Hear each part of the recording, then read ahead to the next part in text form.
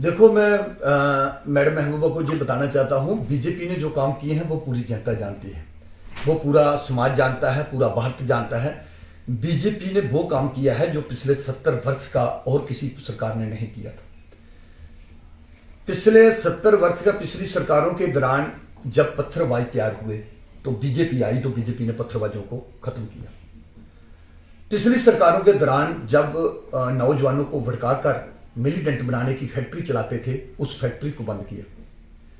पिछली सरकार के दौरान लाल चौक में पाकिस्तान का झंडा खड़ा होता था और हमारे पार्टी प्रेसिडेंट अरविंदर रैना जी ने हिंदुस्तान का झंडा तिरंगा लाल चौक में खड़ा किया।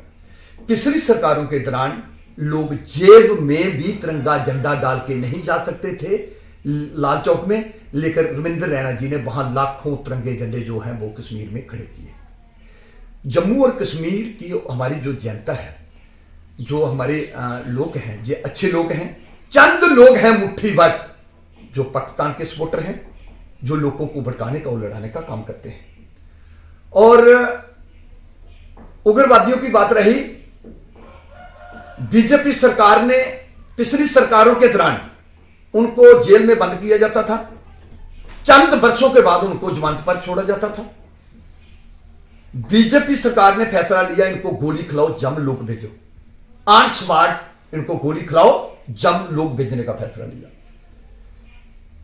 और लोगों की बहुत बड़ी डिमांड थी, जम्मू से लेकर पुंछ तक 10 फुट करीब रोड था, जिसमें जम्मू से जब लोग चलते थे तो पुंछ करीब 7 घंटे में, 6.5 घंटे में लोग पहुंचते थे। आज बीजेपी सरकार ने उस पर अरबों रुपए लगा दिए, उस रोड पर 4x4 रोड बनाने का फैसला ले लिया और लगभग वो रोड तैयार कर दिया। वो किसके लिए तैयार किया है? हमारी जम्मू कश्मीर के जो लोग हैं उनके लिए तैयार किया।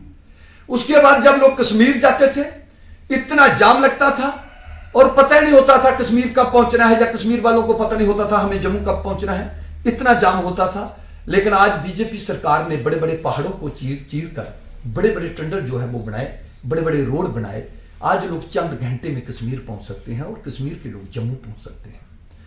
हमारे जम्मू के लोगों की बहुत बड़ी एक डिमांड थी, भाई हमारे जम्मू के लोगों को एम्स चाहिए। एम्स पर कितना पैसा लगता है, वो एम्स लगभग तैयार हो चुका है। वो बीजेपी सरकार ने जम्मू के लोगों के लिए एम्स तैयार किया है, कश्मीर की जनता के लिए भी एम्स तैयार किया है। पिछली सरकारों के दौरान जो काम नहीं हुए वो बीजेपी सरकार ने काम करके दिखाए हैं। रियासी एक बहुत बड़ा ब्रिज बनाया गया जो पूरे वर्ल्ड में बड़ा ब्रिज है, वो हमारी बीजेपी सरकार ने बना के उसको तैयार कर दिया है। बीजेपी सरकार ने भारत के हित में काम किया है। पिछली सरकारों के दौरान हमारे जो सरकारी कर्मचारी थे, जहां हमारे बल फोर्स के जवान थे, या जो भी सरकारी नौकरी करने वाले जो लोग थे, चंद हजारों की तनख्वाह थी। आज लाखों रुपए में तनख्वाह वो हो चुकी है। पिछली सरकारों के दौरान जब हमारा कोई फौजी शहीद होता था तो उस फौजी को उसके शब्द को पूरे तरीके से, पिछली सरकारों के दौरान कोई हादसा होता था तो वो घर नहीं पहुंच सकते थे, उनके फूल पहुंचते थे।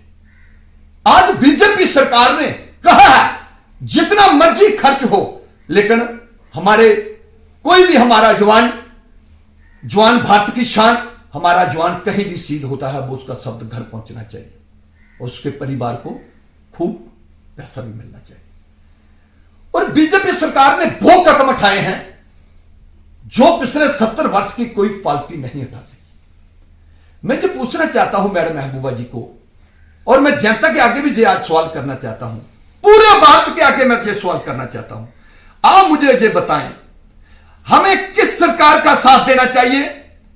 उन सरकारों का साथ देना चाहिए जिन सरकारों के दौरान पत्थरबाज तैयार हुए, जिन्होंने हमारे बल फोर्स के जवानों को जख्मी किया, या उन लोगों का साथ देना चाहिए जिन्होंने नौजवानों को भड़काकर मिलिटेंट बनाने का काम किया, या उग्रवादियों को बढ़ावा मिला, जहां लाल चौक में पाकिस्तान का झंडा खड़ा होता था, जहां हमारे जवानों के हक में कभी आवाज नहीं उठाई, हमारे भारत के हक में कभी आवाज नहीं उठाई, जो लोग पाकिस्तान के गुण गाते रहे, क्या हमारी जनता उन लोगों का साथ देगी? हमारे डेली वाले जो नौजवान जवानों को लगाया गया 500 रुपया 700 रुपया, उनकी तनख्वाह पिछली सरकारों के दौरान थी। आज हमारी सरकार ने किसी को 9,000, किसी को 13,000, किसी को 18,000, जैसे जैसे उनकी नौकरी थी ऐसे ऐसे तनख्वाह बढ़ाने का भी काम किया। लेकिन जब उनको पक्का करने की बात आती है, वादे के मुताबिक उन्हें अभी तक पक्का नहीं किया जा रहा है, क्योंकि बहुत से ऐसे मुलाजिम हैं डेली वेजर जिनको काम करते हुए 20-20, 25-25 साल हो गए हैं।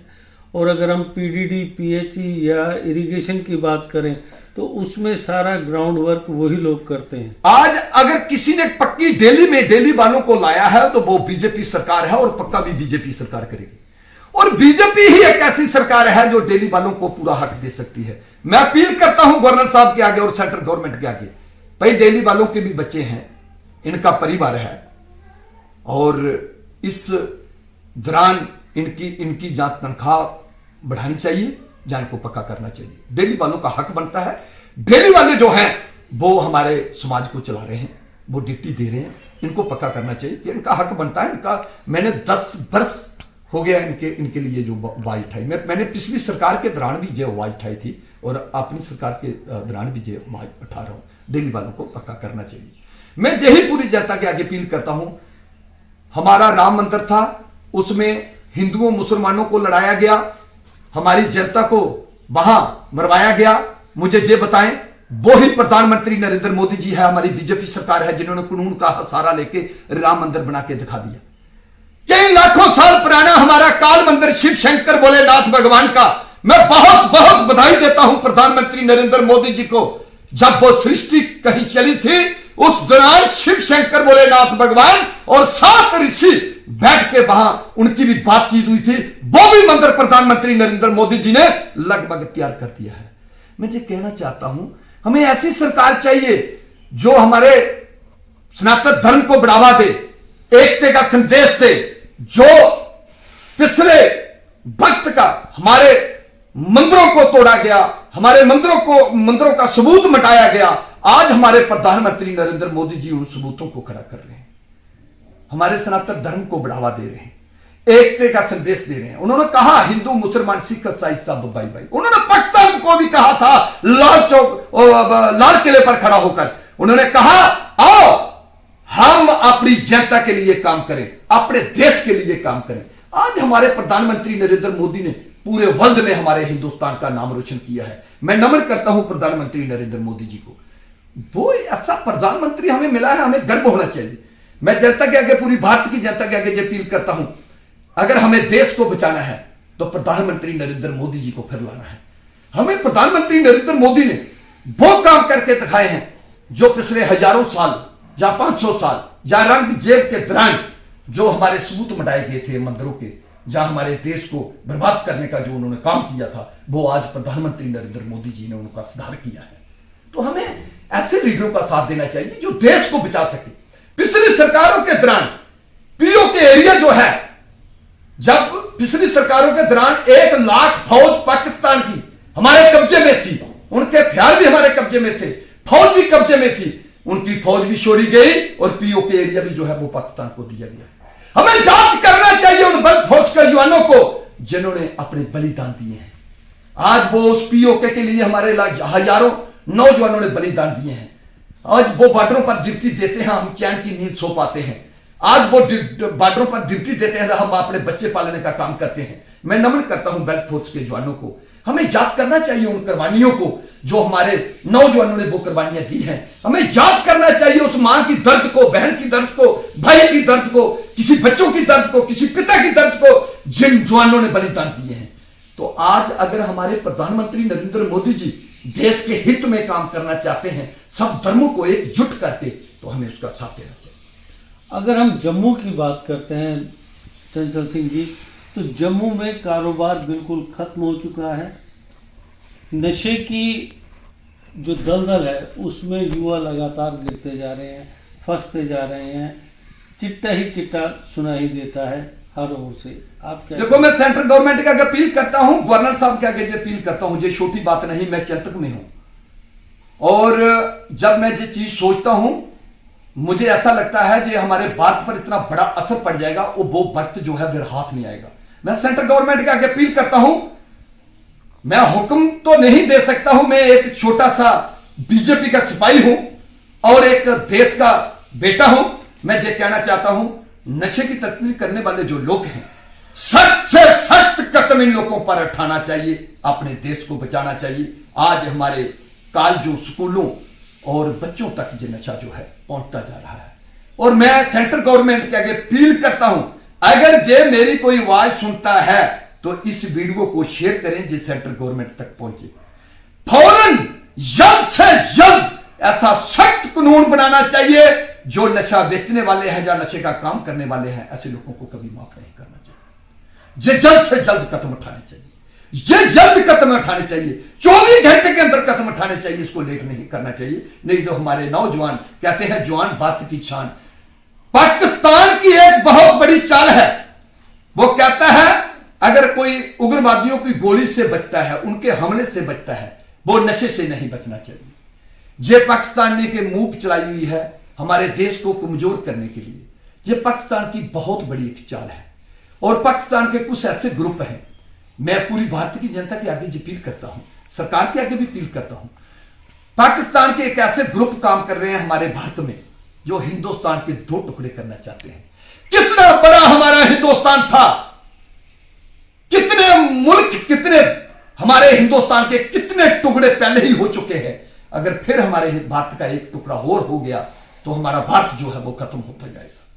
मैं ये कहना चाहता हूं, हमारा भारत, हमारे बेल्ट फोर्स, हमारा जो भारत है वो हमारे बेल्ट फोर्स के जवानों ने इस भारत को बचा के रखा हुआ है, हमारी सरकार ने बचा के रखा हुआ है। मैं फिर भी ये अपील करता हूं, हमारे भारत के इतने टुकड़े हो चुके हैं, इस भारत को बचाना बहुत ही जरूरी है। ये रोहिंग्या कहां से आए? 900 किलोमीटर रोहिंग्यों को उठा के हमारे जम्मू कश्मीर में, हमारे भारत में लाया गया पिछली सरकारों के दौरान। क्यों लाया गया? इसीलिए लाया गया हमारे भारत के 2 टुकड़े हो।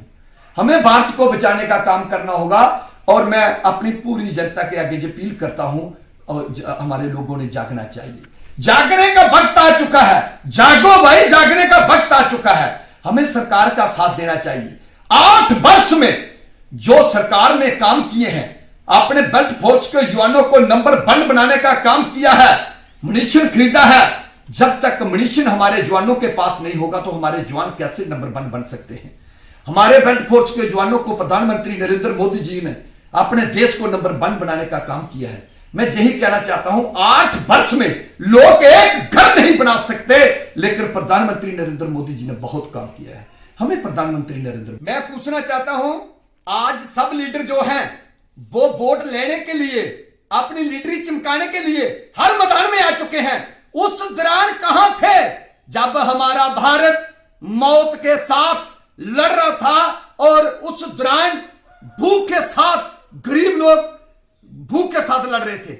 उस दौरान साथ देने वाले एक ही थे, प्रधानमंत्री नरेंद्र मोदी जी, जिन्होंने हर गरीब को राशन दिया और टीके दुआ का काम किया और अपना भारत को बचाने का काम किया। उस दौरान कोई भी लीडर जो था वो मैदान में नजर नहीं आया, क्योंकि उस दौरान गरीबों को राशन देना पड़ता था। मैं एक आम आदमी, मामूली आदमी हूं, एक बीजेपी का सिपाही हूं। उस दौरान भी कई हजार लोगों को कई दिन मैंने जहां गरीबों को राशन देने का काम किया। मैं जो पूछना चाहता हूं लीडरों को, आप ये बताएं, आज आप सब लोग वोट मांगने के लिए आगे आते हो, उस दौरान आप कहां थे जब लोग अपना अपना पूरा देश इस मौत के साथ लड़ रहा था कोरोना के दौरान? उस दौरान एक ही बीजेपी सरकार ने पूरे देश का, पूरे भारत का साथ दिया। उस दौरान कोई लीडर मुझे नजर नहीं आया। आज कोई यात्रा कर रहा है, आज कोई वोट मांगने के लिए किसी को भड़का रहा है, किसी को लड़ा रहा है, अपनी कुर्सी के लिए कुछ भी कर सकते हो आप लोग। और मैं पूरी भारत के लोगों के आगे अपील करता हूं, भाई बहुत दिन जाप कीजिए। कोरोना के दौरान आप लोगों का साथ कौन सी सरकार ने दिया था? वो एक ही सरकार थी, बीजेपी सरकार। प्रधानमंत्री नरेंद्र मोदी जी जिंदाबाद, जिंदाबाद, जिंदाबाद। आज लोगों ने उस सरकार का साथ देना चाहिए जिस सरकार ने कोरोना के दौरान अपने भारत का साथ दिया है। जय हिंद। मोदी जी का साथ देना चाहिए। जय हिंद, जय भारत, जय माता। देशभगत यूनिवर्सिटी पंजाब.